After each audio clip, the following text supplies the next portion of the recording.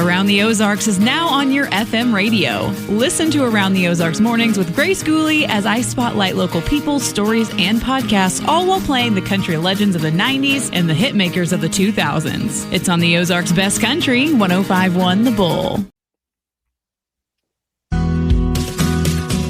It's time for Around the Ozarks News, brought to you by the Springfield Greene County Park Board, Thompson Sales, Advanced Car Care Center, Smouse Brothers Foundation Repair, United Plumbing, and Anchor Point Roofing and Siding. Here are your hosts, Ethan and Sarah Forhetz. Hello to you. Thanks for being with us on this Tuesday, Election Day, as it turns out. We're going to tell you about news from around the Ozarks. All right. We begin with this, an arrest in a cold case from 1988. Wow, from 88. Christian County grand jury indicted 60-year-old Joe Brimmer on 2 counts of second-degree murder in the death of his wife and their unborn child. His wife was named Rana. That case was reopened in 2024, leading investigators to new DNA evidence and a domestic assault report from Iowa involving that couple. The Brimmer pleaded not guilty during his arraignment yesterday. He's being held in the Christian County Jail on a $200,000 bond. We've had some cold case movement recently. Yeah, that is such a long time that has elapsed since then, because you think that surely there was some of her family members who suspected him. You know, everybody suspects the husband.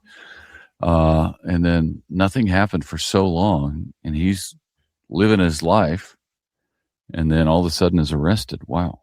Yeah. It's like the Jackie Johns case. Remember, with Gerald Carnahan, who was arrested many, many years later after new DNA technology. Was he already in jail for something else or no? No, Carnahan? not at that time. I don't think so. There were several cases that he was suspected in, but he had not actually been like nailed yet. Yeah, Gerald Carnahan, Jackie Johns. It's an old one in the Ozarks. Yeah. Yes, it was my first murder trial to ever cover from beginning to end. I mean, I'd covered pieces of trials, but I mean, because it was in St. Louis, like on a change of venue. Sit there every day. Yeah, every single day. Yep. Yeah. Okay. Long time ago. Today is election day in Missouri. Missouri voters are heading to the polls for the primary election today. Voting is underway from 6 o'clock this morning, so about an hour or so away, until 7 o'clock tonight. Turnout is expected to be about 30% of all registered voters, at least here in Greene County, with more than 4,000 absentee ballots already cast.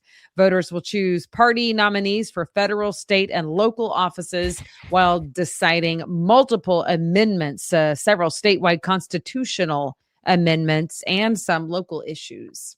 Yep, there's a lot on the ballot. It's an interesting August ballot, so.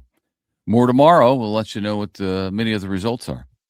And now, we talked about this yesterday. It is now official. Springfield Public Schools has canceled Central High School's varsity football season for the second straight year because of low player participation. I am sad about that. Yeah. Well, the numbers have apparently improved over last year, but not enough because the roster still is not large enough to safely field a varsity team this fall.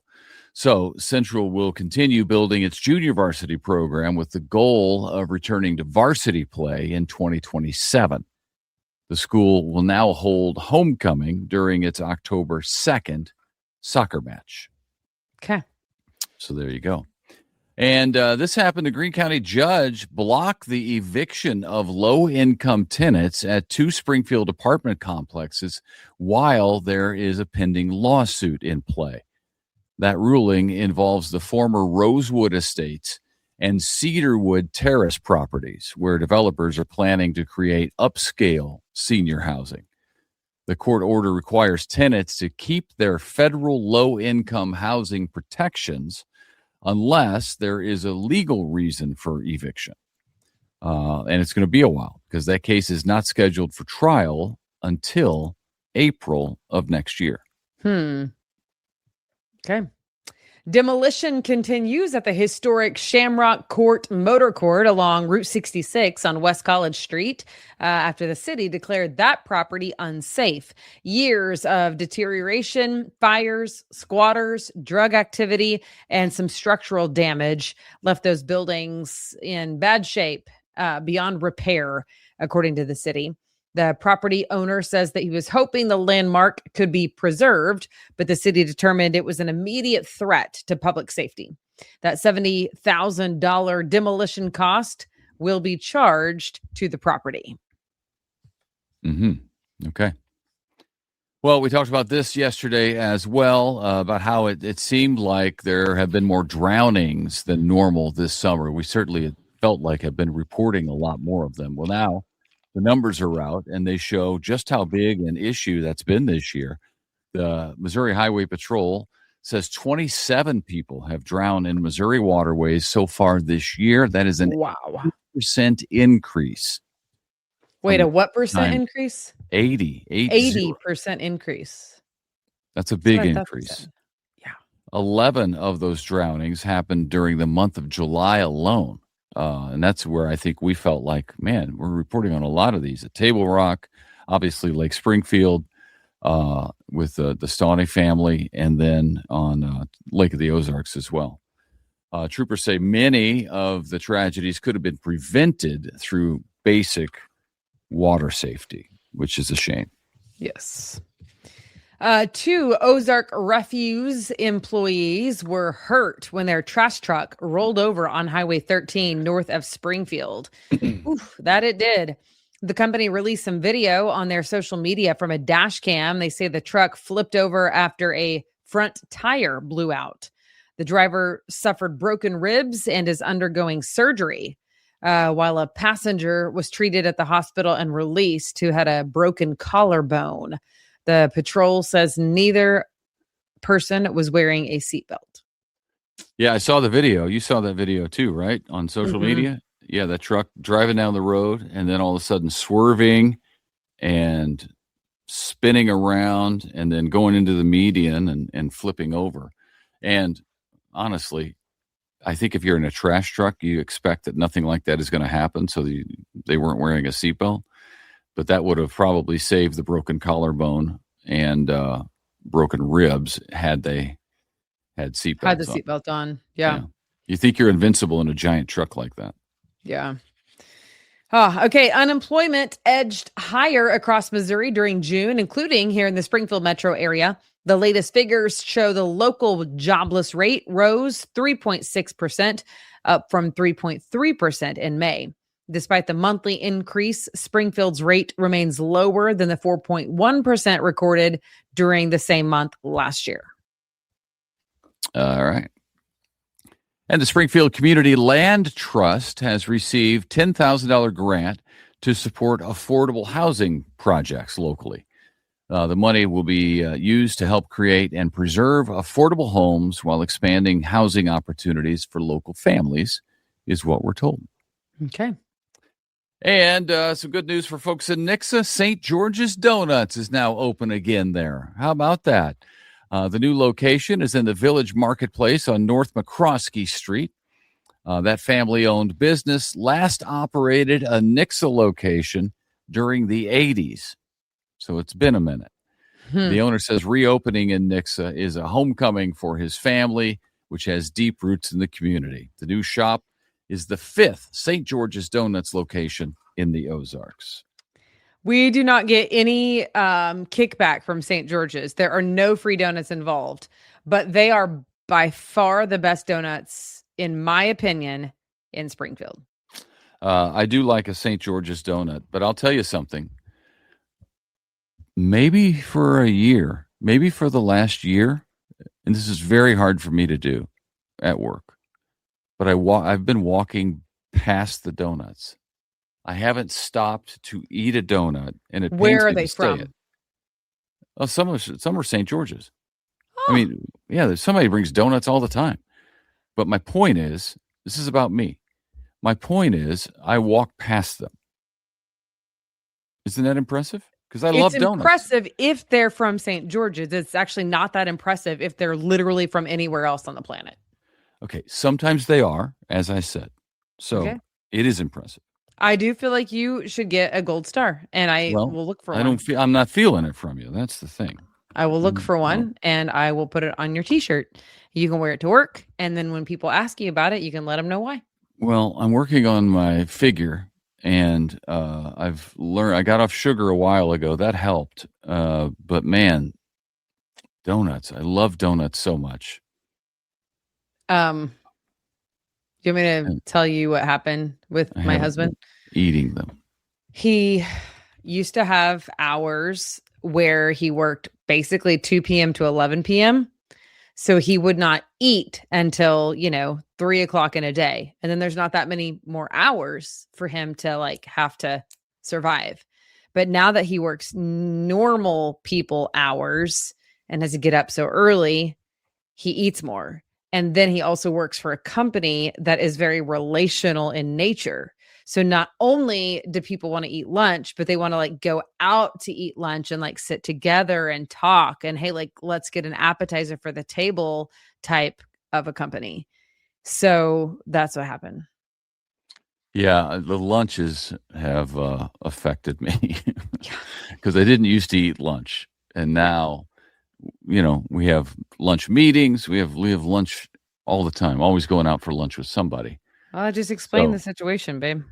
Well, it's I enjoy it because I like food, but sometimes I come home and I'm like, you know what? I had a big lunch. I'm not going to eat anything tonight, and then I snack, and I don't know that that's helpful. Yeah. All right, but I'm still fit as a fiddle. I'll tell you that. Still fit as a fiddle. Absolutely. That was what I was actually about to say. That was the Fit next as a thing. fiddle. That was the next thing out of my mouth. Healthy as a horse. Healthy as a horse, of course. Yesterday was a bit unique at the Ozark Empire Fair. It held a sensory-friendly afternoon. I was telling you guys about this, giving families a chance to enjoy the event without any noise, basically, or stimulation. They were not putting any, super loud music or announcements over the PA system. No flashing lights, which is impressive at a fair. Things are back to normal, though, today at the fairgrounds. And I was reading, Ethan, last week, whenever the fair put out that they were going to have the sensory-friendly day. Some people might already know this. It was news to me. Did you know that Walmart has this? Target, I don't know about Aldi, but there were some other grocery store chains that they do this. And as it turns out, I was at Walmart a few days ago, and I was there for the announcement that said, our sensory-friendly hours are now over. And then the music started back up. And I was like, listening. Really? Yeah. Yes. It's a thing. And how often? Do you know? Every day. Yeah. Every day from at certain hours. They just don't play music? Yeah. Or making any kind of announcement or anything. Wow.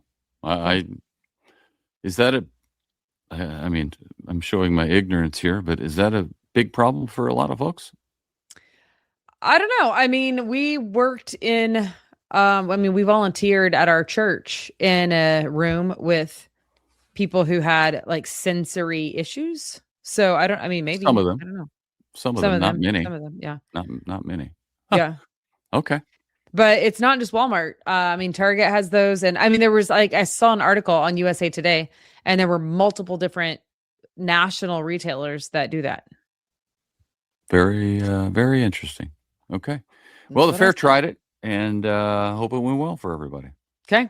Again, it is over for today. So you missed it if you were not out there yesterday, but the fair is continuing from now through Saturday. They have classic rock band. How do you say Foghat. Come on. Are you familiar? Of course. I know Foghat. You've heard of Foghat? What's their most popular song? I knew you were going to say that. I'm trying to think. Exactly. Quit acting like you know. Foghat. They're performing at the KY3 Grandstand tonight. Gates open daily at 11 a.m. Haha, put you on the spot. Slow Ride. There it is. Slow Ride. Take it easy. Yeah, I know it. And then Fool for the city. I'm a fool for the city. I'm a fool for the city. Yeah. That one I don't know. You got to go to the classic rock station that we partner with. I mean, I wouldn't have known. I wouldn't have known, though, who sings the song, no matter what. Because there's a lot of songs that I could sing the lyrics to, and I have no clue who sings them. So, okay, that's it. Anything else, sir? I think that it is a great day to have a good Tuesday. We'll see you back here tomorrow. Yeah, I think that's it. I'm trying to look up any other songs. Slow Ride. Yeah. Fool for the City. Yeah. Yeah, those are the only ones anybody knows. Okay. All right. Okay, they're at the fair. Have a good day. See ya. See ya.